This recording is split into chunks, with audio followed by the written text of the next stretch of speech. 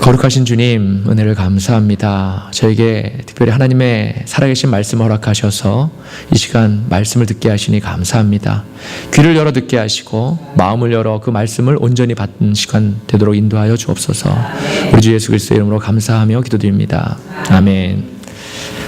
언제나처럼 우리가 믿음의 고백을 함께 하시겠습니다. 하나님은 살아계십니다. 고백하겠습니다. 하나님은 살아계십니다. 아멘. 사람은 행동함에 있어서 크게 이제 두 가지 타입이 있는 것 같습니다. 하나는 이제 모든 일에 좀 계획을 철저하게 세우고 그러고 나서 이제 비로소 행동하는 타입이고, 이제 다른 하나는 계획을 이제 별로 세우지 않고 일단 먼저 일을 저지르고 보는 그런 움직이는 그런 스타일이죠. 여러분은 어떤 쪽이세요? 저는 개인적으로 후자에 속합니다. 제 성격상 그런 것도 같고, 또 원래 계획을 세우는 일을 잘 하는 편이 아니어서 이제 그런 것 같기도 합니다. 이 둘 중에 어느 것이 좋다고 할 수는 없습니다. 하지만 제 생각에 첫 번째 타입은 이제 일을 잘하는 타입일 것이고, 두 번째 타입은 이제 일보다는 이제 인간관계로 이제 묻어가려고 하는 그런 그래서 인간관계가 좋은 타입일 것 같습니다. 서로의 장단점이 분명히 있지요. 그래서 저는 계획을 잘 세우고 일하시는 분들을 보면 좀 부럽습니다. 이렇게 계획을 잘 세우고 일을 하면 계획을 세우지 않고 일하는 사람보다는 대부분 원하는 결과를 이제 얻는 경우가 좀 더 확률이 높기 때문입니다. 흔히들 이제 일만 먼저 저지르고 나서 뒷수습을 잘 못한다고들 하죠. 제가 딱 그런 스타일입니다.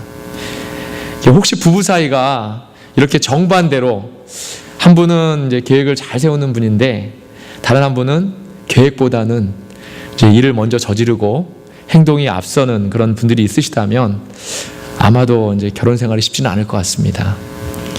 얼핏 보기에 이제 둘이 서로 이렇게 조화가 이제 잘 맞을 것 같이 들리지 않습니까? 근데 사람이 살아가는 일이 그렇지 않다는 거죠. 모든 일을 이제 서로의 장점만 이제 보아야 하는데 그렇지 못하고 단점만 자꾸 보게 되기 때문에 그렇습니다. 그 부부 사이엔 더 그런 것 같습니다. 매일 보니까 당연히 좋은 것보다는 안 좋은 것이 이렇게 더 많이 보인다는 거죠. 따로 살 수도 없고, 그죠? 참 어떡합니까? 참으면서 살아야 되겠죠. 다행히도 저와 제 아내는 둘 다 계획을 잘 세우고 일을 하는 편이 아니라 이제 둘 다 후자에 속해 있습니다. 그래서 대충 서로가 그냥 서로를 그냥 이해하고 이렇게 넘어가는 편입니다. 또한 이제 부부 사이가 아니더라도 사람과 사람 사이에도 이런 차이점 때문에 이제 갈등과 충돌이 많이 일어나곤 합니다. 오늘 본문에 사도 바울, 계획을 철저하게 세우는 사람이었습니다. 계획을 철저하게 세우고 나서야 이제 움직이는 그런 타입에 속하는 사람입니다. 오늘 전도 여행이 이제 그에게는 두 번째 전도 여행이었는데, 바울은 모든 계획을 다 잘 세우고 떠났을 것이 분명합니다. 그런데 이 바울이 생각지도 못한 이상한 일이 이제 지금 발생하게 됩니다. 성령이 아시아에서 말씀을 전하지 못하게 하시거늘. 아멘. 전에도 우리가 말씀 안에서 이제 한번 나눈 적이 있었는데, 이 아시아는 지금의 터키의 중부지방을 말합니다. 오늘 본문 말씀은 성령이 아시아에서 말씀을 전하지 못하게 하시거늘 이라고만 이렇게 기록되어 있어서 도대체 무슨 이유 때문에 성령님께서 그렇게 하신 건지는 우리가 정확하게 알 수는 없습니다. 바울과 실라는 아시아를 향해서 정말 계획도 철저하게 세우고 이제 그곳을 향해서 지금 복음을 들고 달려가고 있습니다. 그런데 성령님께서 그 일을 막으신 겁니다. 성령님께서 복음을 전하는 발걸음을 막으셨다? 여러분 생각은 어떠십니까? 성령님께서 왜 그러셨을까요? 아마도 지금 그것보다 하나님의 복음이 더 중요하고 더 급한 곳이 있기 때문이 아닐까 생각됩니다. 그러면 바울이 지금 가려고 했던 아시아, 지금의 터키 지역의 중부 지역인 이 지역은 그러면 바울이 지금 가지 않았기 때문에 영원히 복음이 전해지지 않았을까요? 그렇지 않습니다. 바울이 지금 아시아로 향하지 못했지만 바울이 지금 2차 선교여행을 떠날 때가 보통 우리가 기원 후 AD 49년에서 52년경으로 이렇게 보통들 추측을 합니다. 그런데 약 95년경에 쓰여진 것으로 추정되는 요한계시록을 우리가 보면 소아시아의 지역에 있는 7교회가 이렇게 등장하고 있죠. 그 7교회 중에서 에베소 교회만 유일하게 바울이 세웠다고 전해지죠. 그러면 다른 6개의 교회는 바울과는 상관없이 세워진 것으로 봅니다. 7교회가 어디죠? 퀴즈 같은데 퀴즈는 아니고 어디죠? 에베소, 서머나, 버가모, 두아디라, 사대, 빌라델비아, 그리고 한 곳이 더 있습니다. 라우디게아 교회입니다. 사도행전 15장 30절을 보면 바나바가 바울과 헤어져서 이제 마가 요한과 구브로로 이렇게 갔다고 되어 있습니다. 마가 요한을 데리고 가는 문제 때문에 서로 갈라서게 되죠. 그래서 바나바는 마가 요한을 데리고 구브로로 갔다고 이렇게 소개됩니다. 그러면 혹시 이 소아시아 지역의 교회들을 바나바가 세웠을 수도 있고 아니면 다른 전도자에 의해서 세워졌을 수도 있고 그것도 아니면 로마 교회처럼 정말 필요에 의해서 성령님의 인도함으로 저절로 세워졌을 수도 있습니다. 아무튼 성령님께서는 바울에게 지금은 소아시아 지방에서 복음 전하는 것을 허락하지 않으셨다는 겁니다.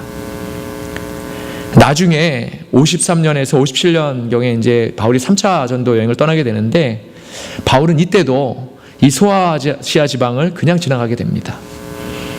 그러나 그때도 이렇게 그대로 지나치죠. 사도행전 20장 16절에 보면 그 내용이 나와 있습니다.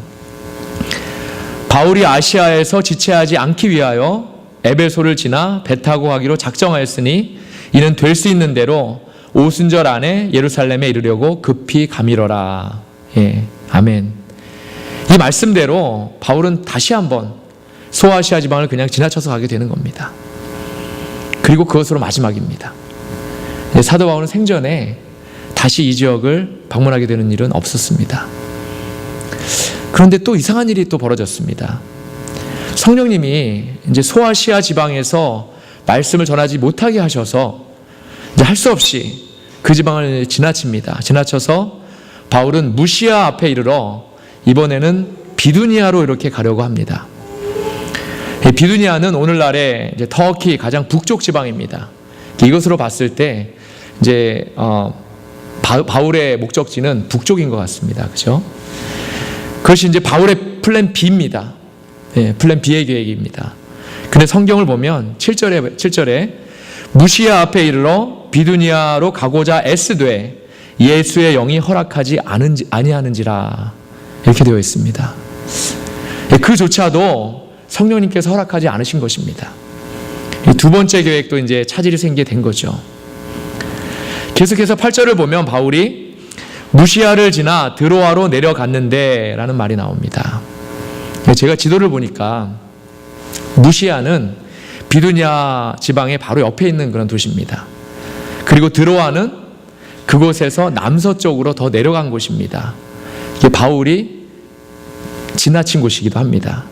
이 말의 의미는 바울은 남쪽에서 북쪽으로 이렇게 향해서 가려고 하는데 결국 포기하고 다시 남서쪽으로 가게 되었다는 겁니다.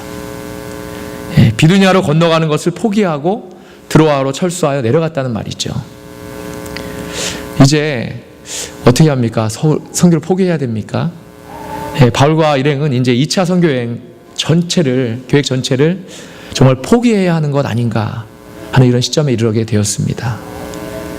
첫 번째 계획부터 이상하게 일이 꼬이더니 이제 아무것도 자신들의 계획대로 할 수 없게 된 겁니다. 그런데 우리가 오늘 본문을 다른 관점에서 잘 살펴보면 바울과 그 일행이 얼마나 성령님과 교통했는가를 우리가 알 수 있습니다. 보통 사람이라면 아무리 믿음이 좋다 하더라도 그것을 하나님의 뜻이라고 생각해서 정말 성령님이 막으시는데도 자기 고집대로, 그 고집을 무슨 고집이라고 하죠? 똥고집대로 계속 밀고 나갔을 게 분명합니다. 더구나 선교 아닙니까? 그것도 내가 내 돈 가지고 자비로 나서 선교인데 어떠한 성과라도 이렇게 보아야 하지 않겠습니까?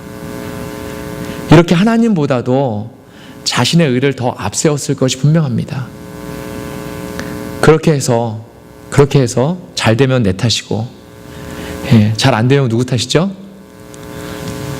하나님 탓이고, 이러한 내 마음들의 크리스천이 되는 겁니다.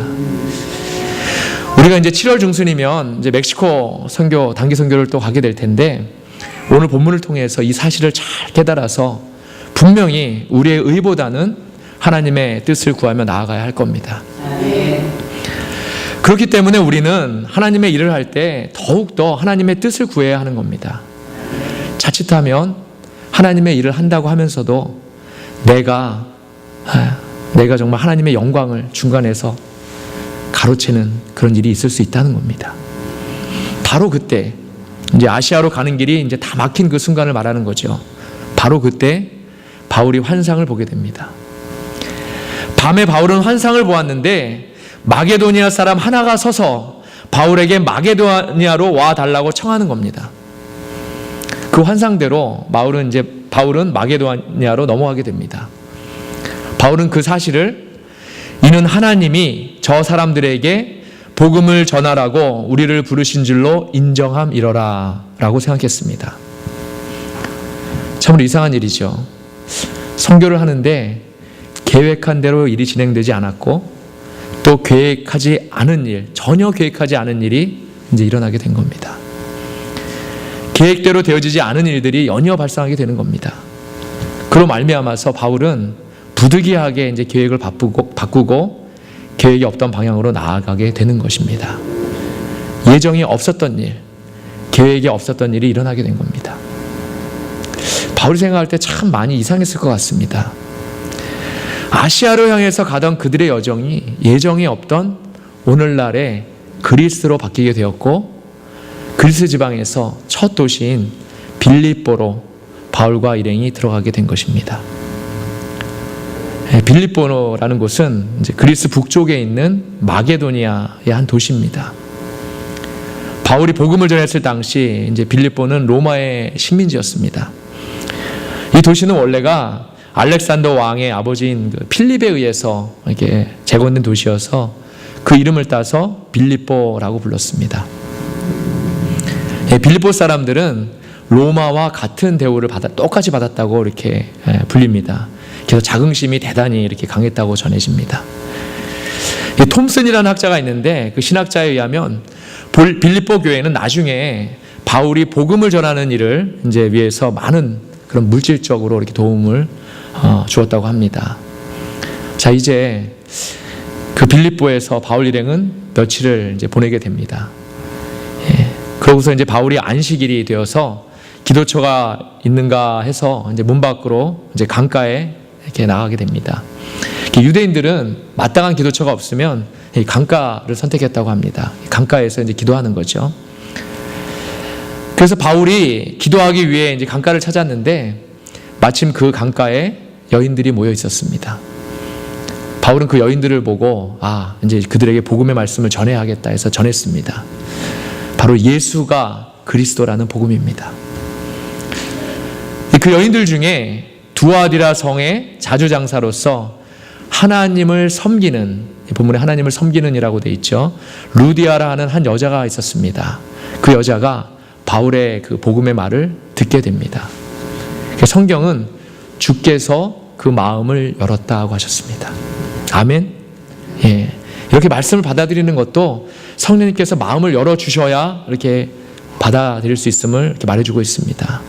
내가 믿고 싶다고 믿어지는 것이 아니라는 겁니다. 그래서 믿음은 하나님의 선물인 것입니다.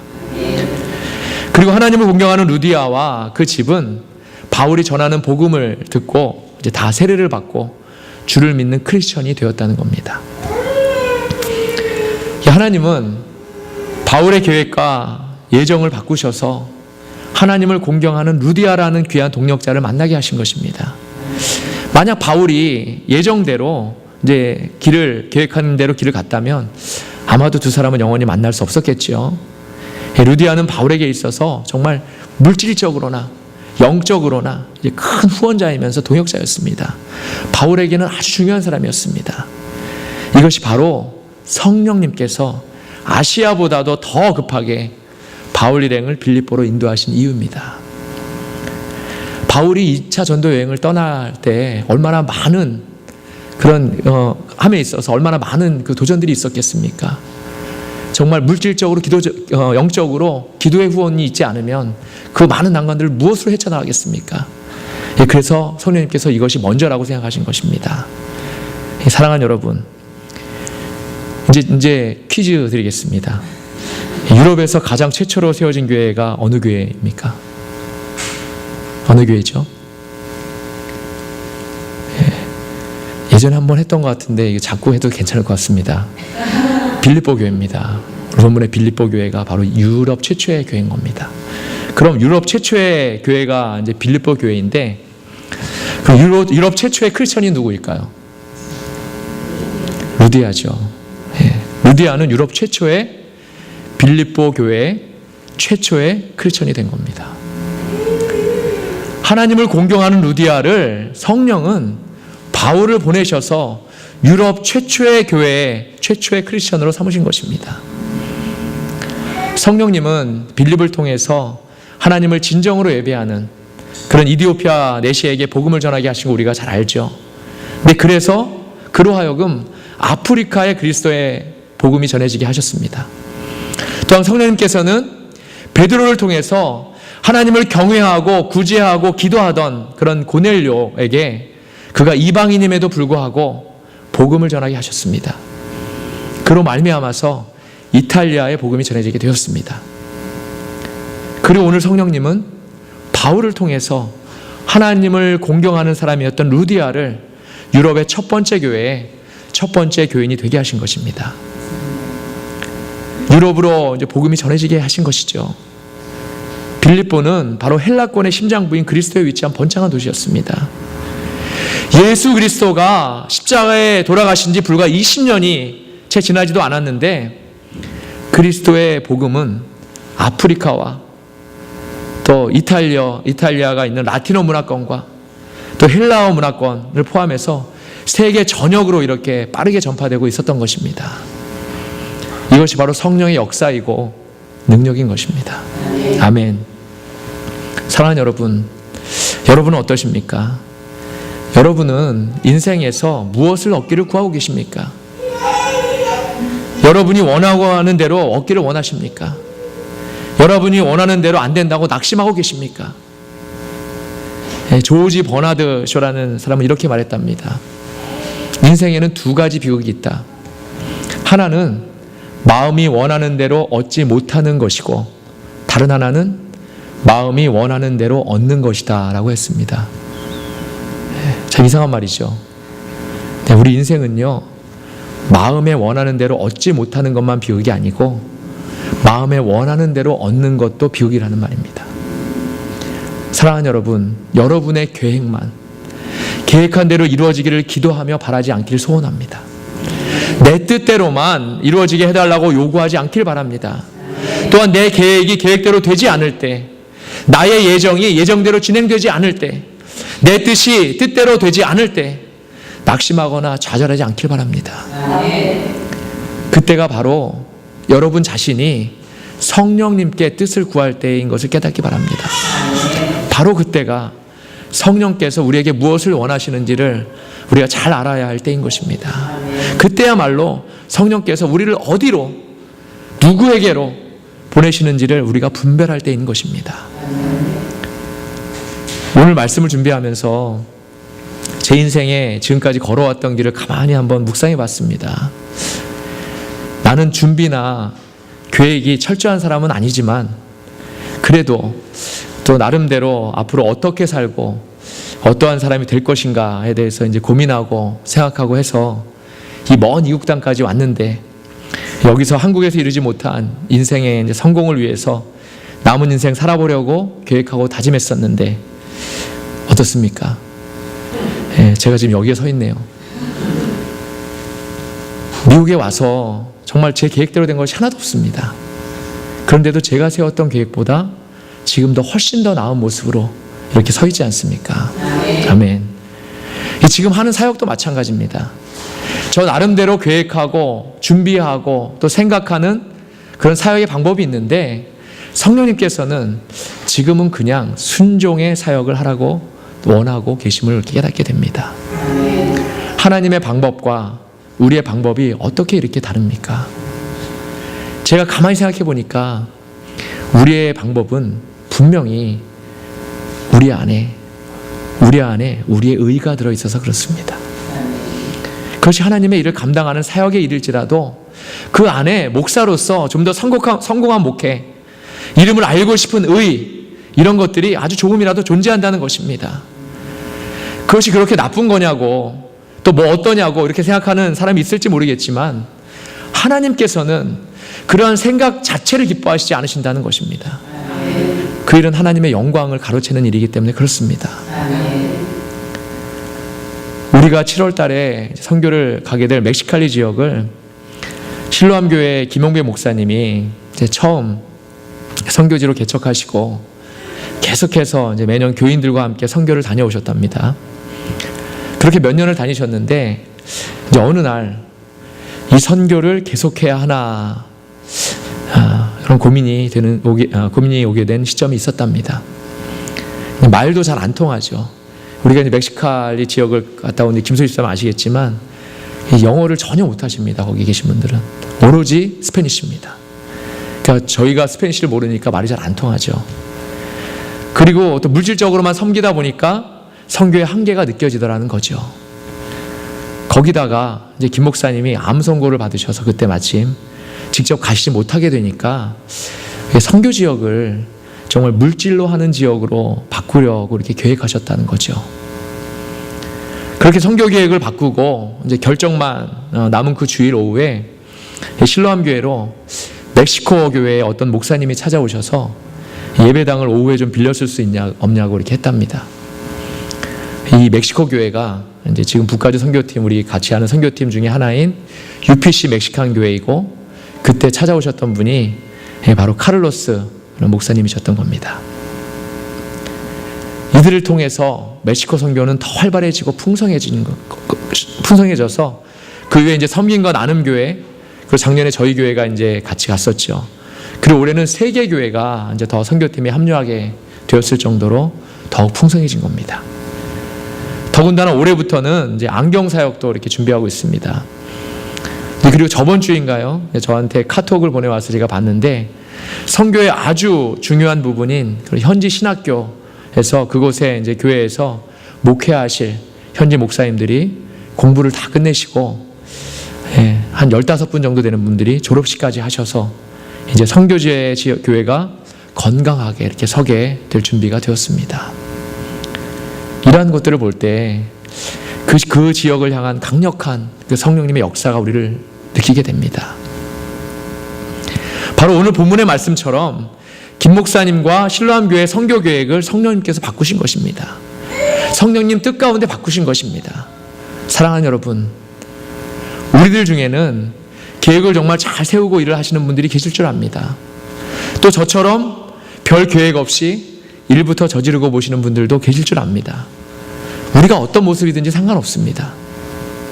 단지 우리의 계획보다는 하나님의 뜻을 먼저 구할 수 있기를 바랍니다. 성령님과 민감하게 동행할 수 있기를 바랍니다. 어쩌면 교회 안에 하나님의 복음이 더 필요한지 모르겠습니다. 하나님의 말씀만으로 만족하고 그 말씀대로 살아가지 못하고 하나님을 섬기면서도 자꾸만 세상의 성공을 바라고 쫓아가는 그런 우리의 모습이 정말 무엇보다도 복음이 먼저 필요한 모습이 아니겠습니까? 루디아도 하나님을 섬기는 경건한 사람이었습니다. 그런데도 하나님의 복음을 전하니까 바로 그 복음을 받아들여서 세례를 받았다고 했습니다. 그 일에 성령님의 강력한 개입이 있으셨다는 겁니다.